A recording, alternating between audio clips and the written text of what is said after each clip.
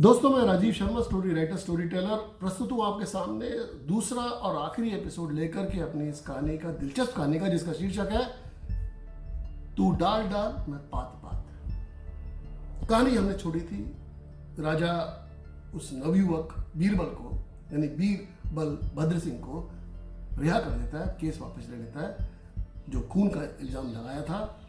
और लेकिन वो तिलमिला रहा है और सोच रहा है कि किस प्रकार से इसको नीचे दिखाया जाए। तो डाल डाल मैं पात पात। राजा इसी उधेड़बुन में लगा हुआ है। महीना भर गुजर जाता है। अब राजा बिना महामंत्री विक्रम सिंह को बताए एक अपनी नया पासा खरीदा है। हालांकि महामंत्री विक्रम सिंह की बूढ़ी आंखें कुछ ना देखते हुए भी सब समझ रही थी, सब देख रही थी। अब विक्रम सिंह भी अपनी तरफ से सजा गया, लेकिन राजा कुछ चाल चलने वाला उसको पता था, लेकिन क्या चाल चलता है अब आगे बताते हैं। एक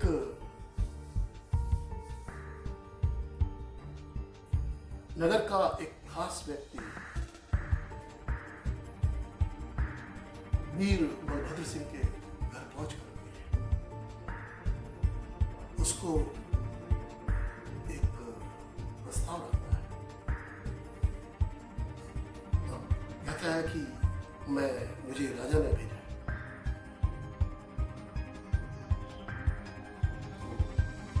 आपके लिए प्रस्ताव रखा है। जब राजा ने भेजा तो प्रस्ताव कहाँ हुआ, ये तो आदेश हुआ।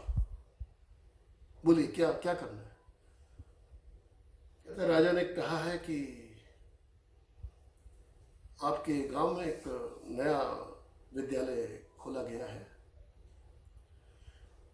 और वहां पर एक गणित के शिक्षक की आवश्यकता है। और राजा को यह पता चला है कि आप गणित जैसे विषय में काफी मेधावी रहे, तो राजा ने यह प्रस्ताव रखा है कि आप अध्यापक की नौकरी वहां पर उस विद्यालय में करें और आपकी माहवार तनख्वाह 4 तोला सोना होगी।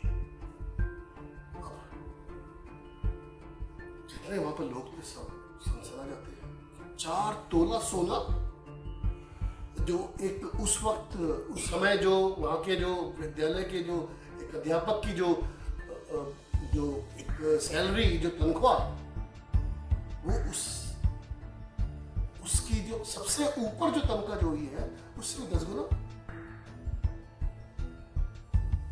नवयुवक समझ जाता है, मुस्कुराता है और राजा का जो संदेशवाहक है 4 तोले सोने की पोटली उठाकर देता है। कहता है ये इस महीने की पेशगी आपकी तनख्वाह, और आप कल से ही काम पर लग जाइए। अब चला जाता है। महीना भर गुजर जाता है, अगला महीना शुरू हो जाता है। कुछ उलट पुलट नहीं होता। इतने में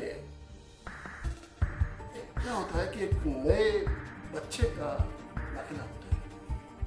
बच्चा बहुत ऊंट टाइप का बच्चा है।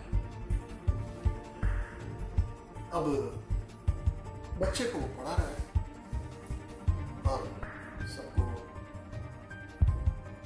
काम देता है कि भाई कल एक सवाल, कुछ सवाल दिए हैं, ये सवाल का हल लिख के लाना। अगले दिन वो बच्चा सवाल का हल लिख के लाता है, वो अपना माथा पीट लेता है। वीर बलभद्र सिंह कहते क्या लिखा है तुमने। अध्यापक जी, आपने जो सवाल बोला था वही तो जवाब है। कहता मेरा सवाल था 4 जमा 4 कितने होते हैं। कहता हाँ। तुमने क्या लिखा है। कहता जी 44। कहता अरे भले मानस, 4 जमा 4 8 होते हैं, नहीं 44 होते हैं। और वो बच्चा गुस्सा करते हुए, पैर पटकते हुए कक्षा से बाहर निकल जाता है। बाकी सब बच्चे देखकर हैरान होते हैं, कोई कुछ बोलता नहीं कि बड़े बाप का बेटा है। अगले दिन उसके माँ बाप आ जाते हैं और उसको कहते हैं कि आप मेरे बच्चे को मानसिक प्रताड़ना दे रहे हो, कल से उसने कुछ खाया पिया नहीं है। कहते हैं लेकिन मैंने कहा क्या है, उसने तो गलत जवाब दिया, मैं तो सिर्फ जवाब सही कर रहा था। क्या जवाब था, क्या सवाल था आपका? मैंने ये सवाल किया था कि 4 जमा 4 कितने होते हैं? उसने बोला 44। वहां कहती है और क्या होता है? बाप कहता है 44 ही तो होते हैं। अरे आपको भी नहीं पता कि 4 जमा 4 44 नहीं 8 होते हैं? किसने, किस बेवकूफ ने आपको इस विद्यालय में भर्ती कर दिया, अध्यापक बना दिया? मैं आपके खिलाफ शिकायत करेंगे। दंड नाते में प्राचार्य के कमरे में जाते हैं, प्रिंसिपल जिसे कहते हैं। प्राचार्य उसको अपने कक्ष में बुलाते हैं, सब वही ड्रामा होता है, वही रिपीट होता है मामला।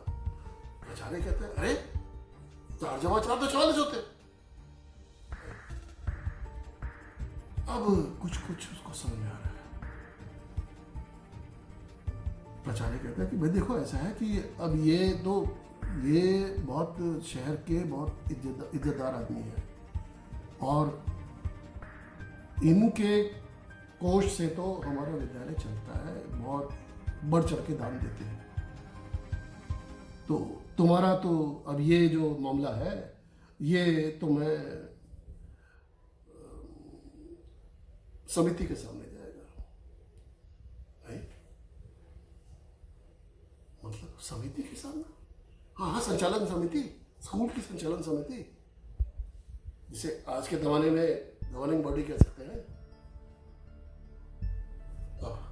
अगले दिन पूरी अदालत बिठाई जाती है संचालन समिति की। संचालन समिति का अध्यक्ष वही नगर सेठ है जिसने उसके खिलाफ पहले अपने पुत्रों की हत्या करने का मुकदमा ठोका था और जिसकी वजह से वो कारागार में रहा था।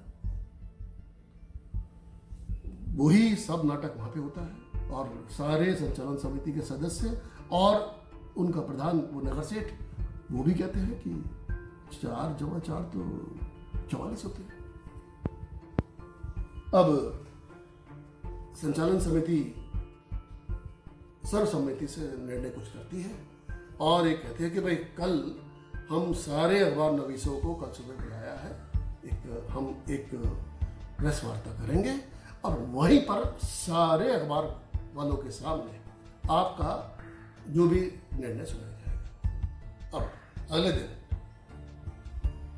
वो कहते हैं कि भाई अगले दिन जब समय आता है, मुकर्रर समय आता है, सारे पूरी जनता जनार्दन पूरे सारे अखबार वाले इकट्ठे हो चुके हैं।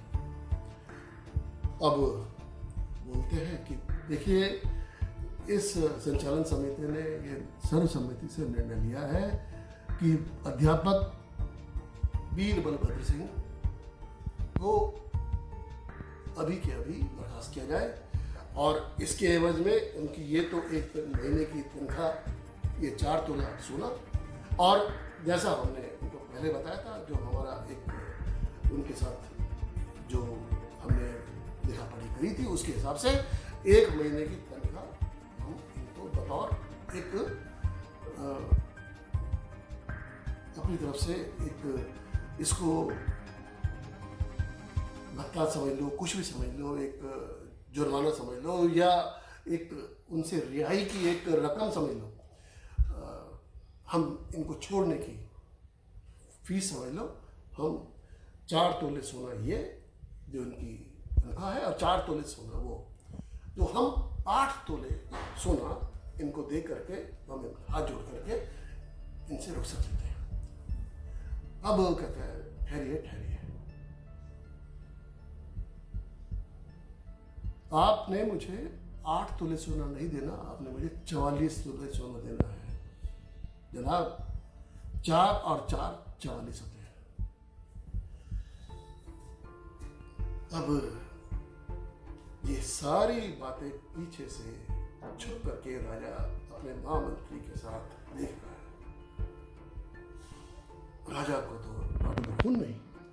महामंत्री विक्रम सिंह उसको बोलता है, देखा महाराज, मैंने आपको कहा था ये शख्स बहुत चालाक है, अब समय आ गया है, मुझे भी आप छुट्टी दीजिए और इससे ज़्यादा योग्य व्यक्ति नहीं मिलेगा, मेरी जगह इसको रख लीजिए आप।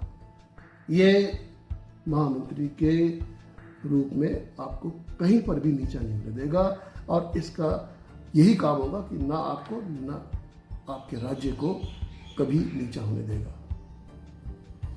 राजा को ये बात फिर समझ में आती है और अब वो समझ जाते हैं कि भाई इस बजाय इस लड़के से पार नहीं पाया जा सकता और बजाय इसके कि मैं इसको ये बोलूं कि मैं डाल और वो हो पात, तो इसको अपने हक में कर लो।